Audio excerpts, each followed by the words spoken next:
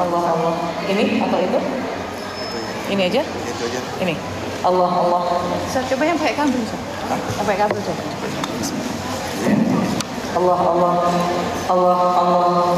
Allah. Ini atau yang ini? Atau dua-duanya? Ini coba ya. Baik. Bismillahirrahmanirrahim. Assalamualaikum warahmatullahi wabarakatuh.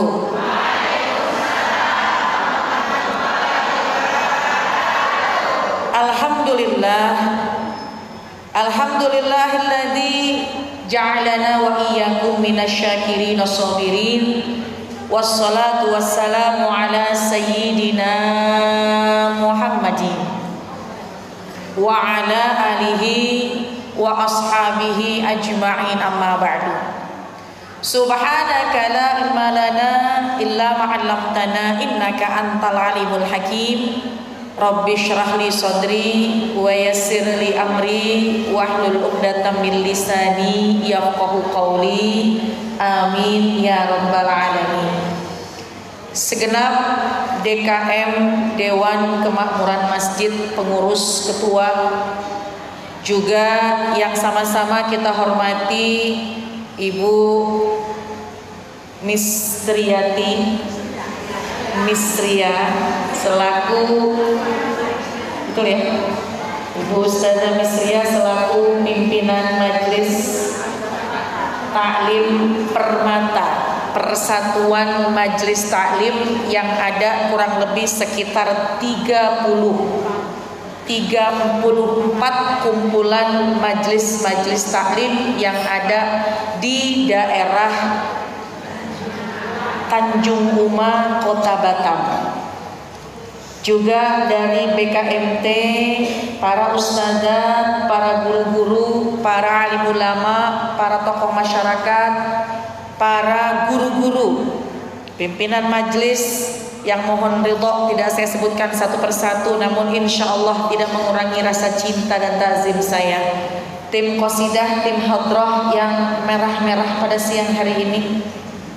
Bukan hanya kerudungnya yang merah, bibirnya juga merah. Ustadz Rino dari Khairul Ummah dan sahabat-sahabat saya dari Yayasan Khairul Ummah, semua jamaah yang hadir yang insya Allah dirahmati oleh Allah Subhanahu wa Ta'ala. Alhamdulillah, syukur nikmat pada siang hari ini kita bisa bersilaturahim. Mudah-mudahan silaturahim kita penuh dengan keberkahan. Salawat salam kita sampaikan kepada baginda kita Nabi besar Muhammad sallallahu alaihi wasallam. Terima kasih kepada pembawa acara MC Kondang yang subhanallah sudah memberikan kesempatan waktu kepada saya. Terima kasih kepada seluruh para pengurus, para panitia dari Permata yang memberikan kepercayaannya kepada saya sehingga siang hari ini saya jauh-jauh dari Jakarta bisa berhadapan langsung dengan wajah-wajah ibu-ibu yang ada di Tanjung Uma, Kota Batam. Mudah-mudahan semua jadi penghuni surga. Mudah-mudahan yang hadir semuanya jadi bidadari-bidadari surga. Alhamdulillah, kenapa? Karena siang hari ini kita duduknya di taman surga. Amin ya rabbal alamin. Ibu gimana, sehat? Sehat badannya, sehat hatinya, sehat kantongnya. Yang terakhir tuh alhamdulillahnya keras suaranya ya. Alhamdulillah, syukur nikmat. Ini yang namanya silaturahim.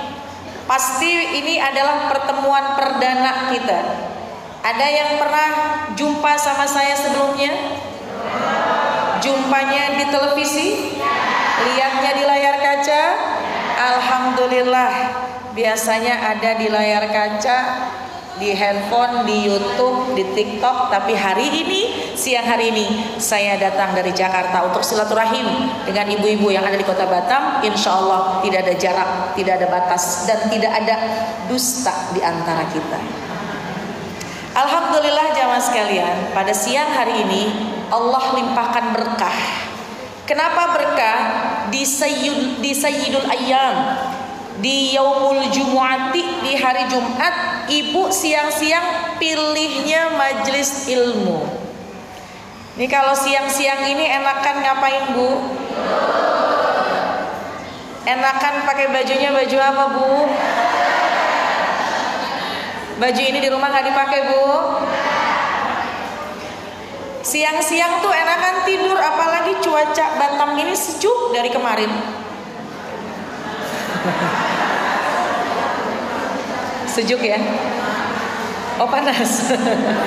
Tapi hujan ya, Masya Allah. Biasanya kalau di rumah siang-siang kita tidur, Bu nggak apa-apa Bu, tidurnya di pengajian nggak apa-apa.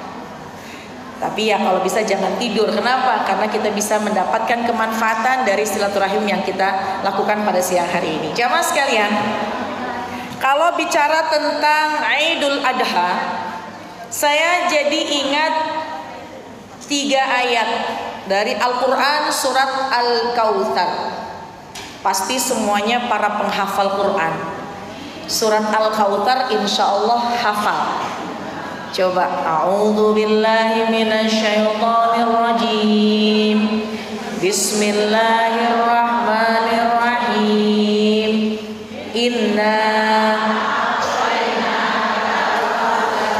fasholli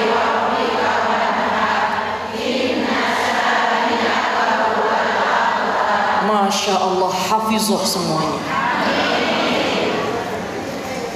3 ayat Ustazah. Al-Kautsar Ustazah. Coba saya naikin lagi ayatnya, saya naikin lagi suratnya. A'udzu billahi minasyaitonir rajim. Bismillahirrahmanirrahim. Qul ya ayyuhal kafirun la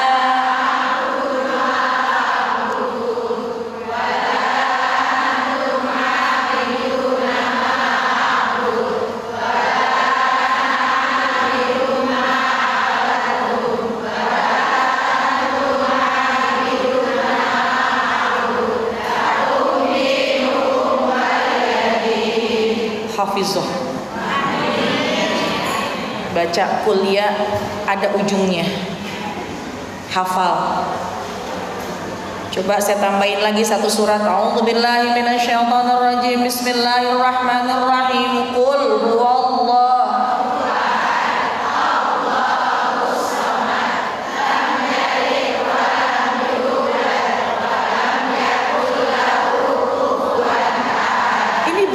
hafizah loh yang di sini. Dalam hati, maaf Ustazah bukan hafizah, kalau sholat emang cuma itu yang kami baca. Alhamdulillah. Saya ingin membahas pada siang hari ini surat Al-Kautsar karena terkait dengan hari raya Idul Adha yang sebentar lagi akan datang. Kira-kira berapa hari lagi, Bu? Sepekan lagi, insya Allah pekan depan hari raya Idul Adha. Mudah-mudahan Allah kasih kita panjang umur, amin ya rabbal alamin. Ayat yang pertama, inna a'tainakal kautsar. Inna a'tainakal kautsar. Kata Allah dalam Al-Quran, Allah berfirman untuk baginda Rasulullah sallallahu alaihi. Kita kalau dengar nama Nabi jangan lupa kita sholawat ya Bu ya. Kenapa? Karena kalau kita bersolawat, man shalla alayya sholatan wahidah, siapa yang bersolawat kepadaku 1 kali, Allah bersolawat kepadanya 10 kali. Dan kalau ada orang yang mendengar nama Nabi kemudian dia tidak mau bersolawat, dikatakan dia orang yang bakhil, orang yang pelit. Ya bukan nggak pengen dibilang orang yang pelit. Makanya kita kalau dengar nama Nabi kita Muhammad sallallahu alaihi ya. Allah memberikan sebuah peringatan, menyampaikan kepada baginda Rasul melalui ayat-ayat sucinya lewat malaikat Jibril alaihissalam, inna a'tainakal kautsar, bahwa sesungguhnya aku memberikan 2 pemaknaannya. 1 telaga Kautsar untuk baginda Rasul, pun juga kita bisa maknai inna a'tainakal kautsar, sesungguhnya aku berikan banyak nikmat buat kalian. Bu, Ayat pertama kita maknai sesungguhnya Allah udah banyak banget ngasih nikmat buat kita. Nikmat yang gak terhitung, dari ujung pala sampai ujung kaki. Wa in ta'uddu nikmatallahi la tuhsuha. Nggak akan bisa dihitung nikmat-nikmatnya Allah. Kita nggak usah ngelihat deh rekening kita di bank, nggak usah kita lihat saldo rekening kita, takut jadi nangis. Tapi yang kita ingat bagaimana ujung kepala sampai ujung kaki nikmat yang Allah berikan kepada kita. Makanya hal yang patut kita syukuri, hal yang selalu kita syukuri, betapa banyak nikmat yang sudah Allah berikan kepada kita. Inna a'tainakal kautsar, sesungguhnya aku limpahkan banyak-banyak nikmat. Halo, assalamualaikum. Masih pada melek? Tadi udah makan siang? Alhamdulillah. Kalau udah makan siang tuh agak-agak ngeri saya sebenarnya. Tapi insya Allah melek semuanya ya. Nikmat. Kalau ngomongin nikmat, ya Allah, ada orang yang mudah bersyukur sebab dia fokus kepada nikmat yang Allah sudah berikan. Kadang-kadang suka lupa bersyukur karena dia lupa dengan apa yang sudah Allah berikan. Kalau pengen nih hati kita senang, hati kita gampang syukur, coba lihat. Fokuslah kepada apa yang sudah Allah berikan kepada kita. Apa yang sudah kita miliki, sehingga kalau kita bersyukur, la in syakartum la azidannakum wa la in kafartum inna adzabi lasyadid. Kalau kita bersyukur, maka Allah akan tambahkan lagi nikmat buat kita. Amin. Mata bisa memandang, meskipun kalau lagi di majelis kadang-kadang matanya meremelek. Tapi di sini alhamdulillah nggak ada yang meremelek semuanya. Cuma saya mau liatin yang lagi nyender. Alhamdulillah, melek semua, aman. Ya Allah, tangan kita bisa bergerak, bisa melakukan banyak aktivitas. Apalagi lisan kita bisa berucap, kaki bisa melangkah. Tapi nikmat yang tinggi yaitu iman Islam. Ada dua nikmat yang kadang-kadang orang melupakannya. Nikmat pertama, nikmat sehat. Kadang-kadang kalau lagi sehat kita suka lupa. Ya, kayak ada yang suka makan sambal, pas lagi habis makan sambal kapok, nggak lagi makan sambal. Karena lagi sakit. Tapi kalau lagi sehat, balik lagi makan sambalnya. Orang kalau yang lagi sakit, lagi rebahan gitu ya, tiduran, pasti sering memberikan nasihat kepada kita, udahlah kamu jaga kesehatan nih, kalau udah sakit tuh nggak enak gitu ya. Jadi bisa dinikmati, bisa bersyukur dengan nikmat sehat kalau dia sedang sakit. Kita yang lagi sehat di sini insya Allah banyak-banyak bersyukur. Nikmat kedua yang kadang-kadang orang melupakannya yaitu nikmat waktu yang luang. Bu, kalau mikirin kerjaan rumah tangga nggak ada beres-beresnya. Wah, kompak ini jawabnya. Kalau mikirin pekerjaan ibu rumah tangga itu nggak ada tuntas-tuntasnya, betul? Pagi beresin rumah, baju direndam, habis direndam dijemur, habis dijemur disetrika, habis disetrika dimasukin lagi, baru istirahat sedikit, udah ada baju kotor lagi. Tapi insya Allah semuanya nilai ibadah. Ada orang mohon maaf yang saya nggak bisa datang ke pengajian sebab apa? Repot, sibuk, tentunya nggak akan pernah punya waktu kalau kita lihat pekerjaan dunia. Ini pertanyaan saya hadir di sini, cucian di rumah aman nggak? Pekerjaan kita masih numpuk di rumah. Tapi kenapa mau datang ke sini? Karena ingin mengisi waktu yang luang dengan hadir di majelis-majelis taklim. 34 majelis taklim. Pasti diatur jadwalnya, ada yang hari ini, ada yang hari ini, ada yang jam ini, ada yang jam ini. Datengin, kenapa? Karena kita punya waktu berdekatan dengan majelis, kita datengin karena kita butuh dan perlu dengan majelis-majelis ilmu. Alhamdulillah waktu luang kita isi dengan hal-hal kebaikan.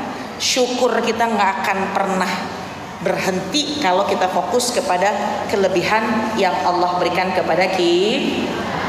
Lanjut ayat yang kedua. Kalau memang kita ini mengingat tentang kelebihan yang Allah berikan, nikmat yang Allah berikan, maka Allah perintahkan kepada kita, fasholli li rabbika. Jangan lupa, sholatlah kalian, sholatlah untuk Tuhanmu dengan penuh keikhlasan. Fasholli li rabbika. Yuk sholat. Kadang-kadang gini, mohon maaf Bu, orang kalau udah lagi repot, udah dapat duit banyak, nikmatnya dia dapat, dia lupa sama siapa sang pemberi nikmat, akhirnya sholatnya suka dientar-entarin. Ada yang begitu? Nggak ada di sini insya Allah. Orang Batam rajin semua, tapi tolong jangan saking rajinnya sebelum waktu sholat udah pada sholat.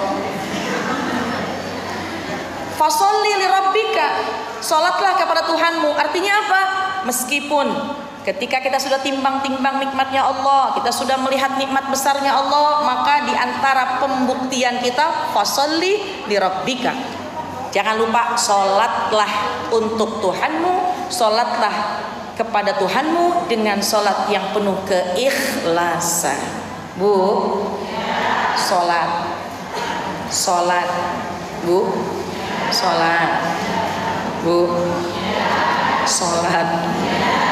Ini perkara sholat 5 waktu. Kalau kita sadari bahwa itu titik balik kita kepada Allah, maka kita nggak akan pernah mau menunda-nunda sholat. Sholat itu selama pada waktunya sah, cuma dibagi tiga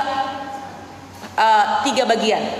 Sholat yang dilakukan di awal waktu, maka dia akan mendapatkan ridwanullah, ridhonya Allah. Karena sholat ini dilakukan pada awal waktu. Ada lagi sholat yang dilakukan pada tengah waktu, jam 2 tengah waktu, masih mendapatkan rahmatullah, mendapatkan rahmatnya Allah, kasih sayangnya Allah. Ada lagi yang sholatnya di ujung-ujung, di akhir waktu, tapi masih waktunya. Pulang dari majelis, pulang dari acara, lihat jam masih jam 1:30. Ibu belum makan, boleh nggak makan dulu? Boleh makan dulu daripada nanti nggak khusyuk. Selesai makan jam 2, duh kok kayaknya ngantuk ya. Merem sebentar deh, 10 menit.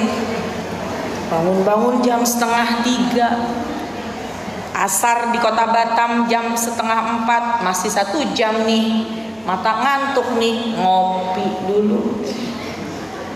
Akhirnya sholatnya di akhir waktu, masih mendapatkan afwullah, masih mendapatkan maafnya Allah. Cuma jangan mentang-mentang kita ini dikasih maaf sama Allah, milih sholatnya di ujung terus. Kenapa? Pembuktian seorang hamba bagaimana pelaksanaan sholatnya. Kadang-kadang dengan sibuk pekerjaannya, fokus dengan kegiatan hari-harinya, sholat tidak dijadikan nomor 1. Padahal fasholli li rabbika, sholatlah kepada Tuhanmu ketika kau sudah merasakan banyak nikmat yang Allah berikan kepadamu. Bu, sholat. Iya Ustazah. Bu, sholat. Ada yang bilang, iya Ustazah, iya tahu sholat Ustazah, tahu. Ya, ini nasihat buat saya, nasihat buat kita. Kadang-kadang kalau kita ngelihat, ya Allah, kenapa ya masalah kok bertubi-tubi, kesulitan gak pernah ketemu jalan keluarnya. Jangan selalu menyalahkan orang lain. Coba introspeksi, bisa jadi kita menunda urusan sholat, bisa jadi kita menunda urusan kita sama Allah, ya, maka Allah pun tunda jalan keluar dari setiap masalah-masalah kita. Nah, jadi pertama bersyukur, yang kedua fasholli li rabbika, sholatlah untuk Tuhanmu, sholatlah kepada Allah dengan penuh kekhusyuan. Tapi pertanyaan saya, kira-kira ibu bisa khusyuk nggak ya kalau sholat? Saya mah belum Bu, ya. Saya tuh kalau sholat agak-agak susah kalau mau khusyuk. Kadang-kadang Allahu Akbar, udah di sholat, yang tadinya nggak gatel jadi terasa gatel, yang tadi lupa jadi ingat, yang ingat jadi lupa. Ya Allah, karena memang pekerjaan sholat ini adalah salah satu ibadah yang istimewa yang berusaha setan mencoba yuwaswisu fi sudurin nas, bikin kita bimbang, bikin hati kita nggak fokus. Ya, tapi insya Allah kita niatin, ikhtiar kita lebih memperbaiki sholat kita. Saya mau kasih tips, mau Bu? Tentang sholat mendekati kepada kekhusyuan. Kalau khusyuk kayaknya susah saya. Ya, kalau ibu sih kayaknya enggak beda sama saya. Sama. Cara untuk mendekati sholat yang khusyuk. Satu, kalau mau sholat, selesaikan hal-hal yang bisa mengganggu sholat kita. Perutnya lagi nggak enak, keluarin dulu. Perutnya mohon maaf pengen buang air kecil, bersihin dulu, keluarin dulu. Oh, abis masak, rapihkan dulu, matiin dulu kompornya, pintu kunci dulu, tutup dulu. Hal-hal yang bisa mengganggu supaya kita khusyuk dan fokus ketika beribadah sholat. Yang kedua, cari sholat itu yang ada pembatasnya. Sholat di rumah, cari depannya lemari, tiang, tembok, agar pandangan kita tidak panjang. Ya, kayak di sini kalau sholat ambil yang ada tembok di depannya atau ada tiang. Di rumah cari yang ada lemari tertutup misalnya. Kalau kaca boleh nggak Bu? Boleh, asal jangan ngaca. Allahu Akbar. Cantiknya saya pakai mukena ini. Malah nggak khusyuk. Yang ketiga, satukan gerakan dengan bacaan. Allahu Akbar, Allah Maha Besar. Ya, rukunya, sujudnya, maka kita maknai bahwa kita ini beribadah dipandang, dilihat oleh Allah. Nah, itu di antara cara mendekati kekhusyuan. Qad aflahal mu'minun alladzina hum fi sholatihim khashi'un. Beruntung orang yang khusyuk dalam sholatnya. Sholat perkara pertama yang ditanya nanti di yaumil qiyamah. Awwalu ma yuhasabu bil abdu yaumil qiyamah as-sholat. Perkara pertama Bu yang ditanya nanti di hari kiamat perkara sholat. Fa in sholahat sholahat sairu amalihi wa idza fasadat fasada sairu amalihi. Sholatnya bagus, semuanya bagus. Sholatnya berantakan, berantakan semuanya. Jadi makanya dengan kita mensyukuri nikmat Allah, banyak nikmat yang Allah kasih kepada kita, kita bersyukur. Tugas yang kedua, sholatlah diperbaiki insya. Yang ketiga, fasholli li rabbika. Yang ketiga, wanhar. Allah perintahkan kita untuk kita berkurban. Allah perintahkan kita untuk menyembelih hewan kurban. Kapan waktunya? Cuma 4 hari dalam 1 tahun, yaitu tanggal 10 Zulhijjah, tanggal 11 Zulhijjah, 12 Zulhijjah, dan 13 Zulhijjah. 10 hari raya Idul Adha, 11, 12, 13 hari tasyrik. Wanhar, bersembelihlah, sembelih hewan kurban. Ternyata menyembelih hewan kurban tujuannya adalah diantara untuk mensyukuri nikmatnya Allah. Bu, ingat nggak? Hewan kurban itu kalau kita ngomongin hewan kurban pasti yang kita ingat tentang Nabiullah Ismail alaihis, Nabiullah Ibrahim alaihissalam yang lagi sayang-sayangnya, lagi cinta-cintanya sama anak, ya, diperintah oleh Allah untuk menyembelih anaknya. Hal yang sangat berat, tapi kecintaannya Nabiullah Ibrahim alaihissalam, kecintaan kepada putranya Nabiullah Ismail tidak mengalahkan cintanya kepada Rabb, kepada Allah. Alhamdulillah kita nih sekarang nih nggak diperintah untuk menyembelih anak sendiri, enggak. Karena Nabiullah Ibrahim alaihissalam diberi petunjuk dalam mimpinya. Ya bunayya, wahai anakku sayang, ini arafil manam, aku semalam ngimpi, ani asbahuk fanzur maza tara, aku dimimpikan, aku bermimpi melihat sesuatu dalam tidurku, diperintah aku oleh Allah untuk menyembelihmu. Fanzur maza tara, kata Nabiullah Ibrahim alaihissalam, bagaimana menurutmu wahai anakku sayang, wahai Nabiullah Ismail alaihissalam? Bu, apa yang dikatakan oleh Nabiullah Ismail alaihissalam? Ya abatif al ma tu'mar, wahai ayah, lakukanlah Itu perintahnya Allah, kerjakanlah. Satajiduni insyaallah minas sabirin. Kelak nanti Allah jadikan aku jadi orang yang sabar. Bu, iman takwanya Nabi Ismail gak diragukan lagi.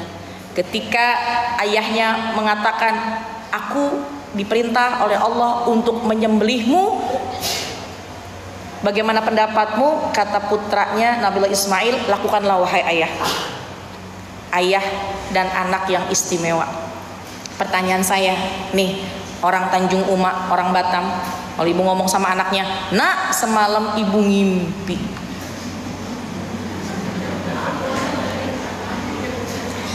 Ngimpi apa mak? Diperintah oleh Allah untuk menyembelihmu. Kira-kira apa jawaban anak kita? Nggak pakai jawab, nggak pakai ngomong, kabur 3 bulan nggak pulang-pulang. Ya Allah, jauhlah iman kita, jauhlah ketakwaan kita. Tapi kalau kita bisa ambil hikmahnya, jamaah sekalian, sekarang kita tidak diperintah oleh Allah untuk menyembelih, mengorbankan anak yang sangat kita cinta. Tapi Ismail kita yang harus kita perjuangkan bukan anak, akan tetapi apa yang kita cintai di muka bumi. Apa yang orang banyak cintai di muka bumi ini?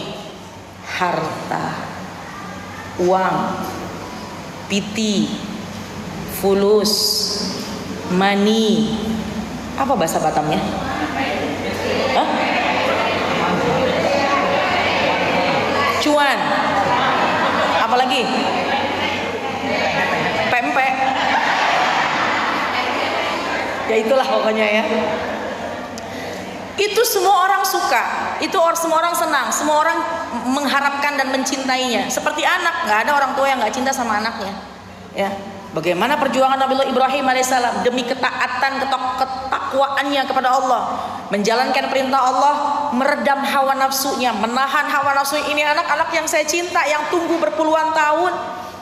Dia lagi lucu-lucunya belasan tahun datang, kemudian ketika datang Allah perintah untuk menyembelihnya. Sekarang kita nggak diperintah untuk menyembelih anak kita, enggak. Kita tidak diperintah untuk mengorbankan anak yang sangat kita cintai, enggak. Tapi Ismail kita adalah bagaimana, sudahkah, maukah kita mengorbankan apa yang kita cinta di muka bumi ini, yang semua orang mengharapkannya, mencintainya, menyayanginya, yaitu harta, uang. Makanya bukan anak yang dikorbankan, kita keluarin uang beli 1 ekor kambing untuk dikurbankan.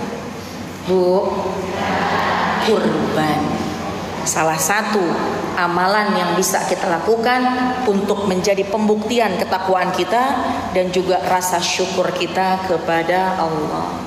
Jamaah sekalian, ketika waktunya tiba, Nabiullah Ibrahim alaihissalam membawa putranya Nabiullah Ismail alaihissalam ke sebuah bukit yang dekat dengan kota Mina.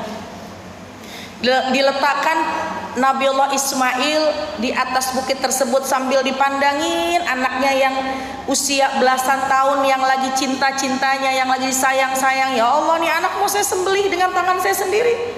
Tapi kecintaannya tidak bisa mengalahkan kecintaan dan ketaatan kepada Allah. Dilakukan, tangan kanan nuntun Nabiullah Ismail, tangan kirinya memegang sebuah alat untuk dipotong, untuk menyembelih. Dipandang lagi seolah-olah Nabiullah Ibrahim itu seperti ragu, tapi anak yang soleh memandang ayahnya sambil tersenyum.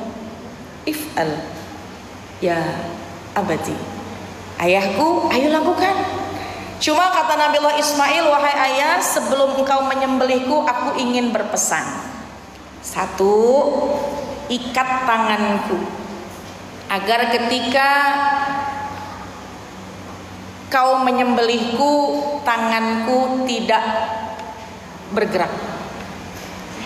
Wahai ayahku, sebelum kau menyembelihku, posisikan wajahku ke arah bawah, agar engkau tidak melihat wajahku ketika engkau sedang menyembelihku. Kata Nabiullah Ismail, ayah, berikanlah pakaian terakhirku ini kepada ibu. Kalau dia rindu padaku, maka dia bisa meluk bajuku. Dan tolong ayah sampaikan pesan kepada ibu, tolong jangan sering-sering melihat anak yang seusiaku, karena khawatirnya ibu akan ingat denganku. Aku berpesan ayah, jangan kau lihat anak seusiaku, karena aku khawatir engkau pasti akan mengingatku. Bu, anak belasan tahun dengan ketakwaan, keimanan yang tinggi bisa ngomong gitu dengan ayah Nabiullah Ibrahim alaihissalam. Dilihat ayahnya tuh kayak aduh berat banget ini mau melakukan hal semacam itu, tapi anak yang soleh langsung mengatakan ya abatif ya abatif ya ayahku sayang, ayo kita lakukan saat ini. Akhirnya diletakkan di atas batu, diikat tangannya menghadap ke bawah, pisau yang sudah diasah tajam ditempelkan ke lehernya. Tega enggak tega, tapi ketakwaan, ketaatan kepada Allah di atas segala-galanya, ia mengucapkan bismillah. Yang pertama, tumpul. Nabiullah Ismail sampai ngelihat lagi, ayo ayah, jangan kau tunda-tunda. Bu, anak belasan tahun, nggak ada keraguan untuk menjalankan ketaatan kepada Allah. Yang kedua, diikhtiarkan, diupayakan untuk disembelih. Kemudian nggak lama kemudian, ya sebelum potongan yang ketiga, sembelihan yang ketiga, mendung gelap, dari kejauhan ada yang mengucap takbir. Allahu Akbar, Allahu Akbar, Allahu Akbar. Nabiullah Ibrahim bingung siapa yang datang. Ternyata yang datang adalah malaikat Jibril alaihissalam. Seraya datang dan dia berkata, ya Abul Anbiya, wahai Nabi Ibrahim alaihissalam, aku diperintah oleh Allah untuk menggantikan anakmu nih dengan seekor domba. Seneng nggak kira-kira? Bagaimana tuh rasanya Nabiullah Ismail, Nabiullah Ibrahim alaihissalam? Langsung takbir yang tadinya diucapkan oleh malaikat Jibril alaihissalam, Allahu Akbar, Allahu Akbar, Allahu Akbar, disambut dengan kalamnya Nabiullah Ibrahim alaihissalam, Allahu Akbar, Allahu Akbar, Allahu Akbar, walillahilhamd. Itu yang sering kita baca. Makanya besok Bu, tanggal 10 Zulhijjah, 11, 12, 13 Zulhijjah, banyakin lisan kita mengucap takbir. Allahu Akbar, Allahu Akbar, Allahu Akbar.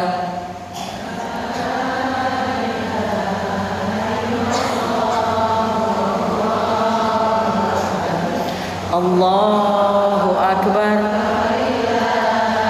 Agar kita ingat ketika itu peristiwa yang terjadi, penyembelihan yang terjadi Nabiullah Ibrahim alaihissalam untuk putranya, yaitu Nabiullah Ismail alaihissalam. Berat kalau kita mengingatnya aja merinding. Cuma kita sekarang bisa apa? Kita sekarang bisa menjalankan apa yang memang diperintah oleh Allah, yaitu ikut berkurban, tapi bukan mengkurbankan anak, tapi kita mengkurbankan hawa nafsu, mengeluarkan harta semata-mata bentuk rasa syukur kita kepada jamaah sekalian.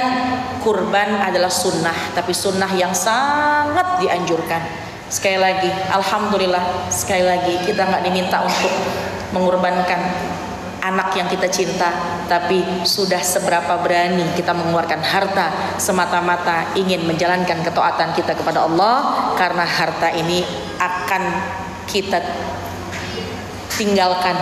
Harta yang sebenar-benarnya yang akan kita bawa nanti menemani kita di alam kubur adalah harta yang kita keluarkan, harta yang kita sedekahkan, harta yang kita infakkan. Insya Allah harta tersebut menjadi pembuktian kita bahwa kita adalah hamba Allah yang benar-benar berusaha mengejar gelar takwa. Amin ya Rabbal keluarin uang 3 juta, 3 juta setengah, 4 juta, 1 juta, 2 juta, keluarin uang ratusan ribu, itu bukan hal yang ringan. Berat pasti, cuma bukankah itu sebuah pengorbanan? Yang insya Allah pengorbanan kita akan berbuah surga, karena surga tempat orang-orang yang bertakwa. Amin ya robbal. Jamaah sekalian, sedikit yang disampaikan, mudah-mudahan ada manfaatnya. Ini hal tentang kurban, karena sepekan lagi kita akan masuk hari raya Idul Adha. Yang punya niat sunnah kurban, bismillah, untuk kita niatkan, tekadkan hati kita. Apalagi kita punya orang tua yang sudah meninggal dunia, kurbannya, kambingnya, sapinya, namain nama kita. Ini kambing, kalungin namanya Ibu Aminah. Ada Bu Aminah di sini? Kata yang tukang potong, oh ini kambing namanya Aminah. Yang masih hidup, yang berkurban. Uang orang yang masih hidup yang berkurban. Akan tetapi niat hati kita, silahkan kita niatkan untuk sesiapapun yang sudah meninggal dunia. Mudah-mudahan Allah kirimkan pahala kepada mereka yang sudah di alam kubur, dan Allah jadikan kuburnya taman-taman surga. Amin ya robbal. Baik jamaah sekalian, sebelum ditutup dengan doa, maka mari sama-sama kita mendengarkan sedikit maklumat yang akan disampaikan oleh Yayasan Khairul Ummah. Terima kasih semuanya, pamit, assalamualaikum.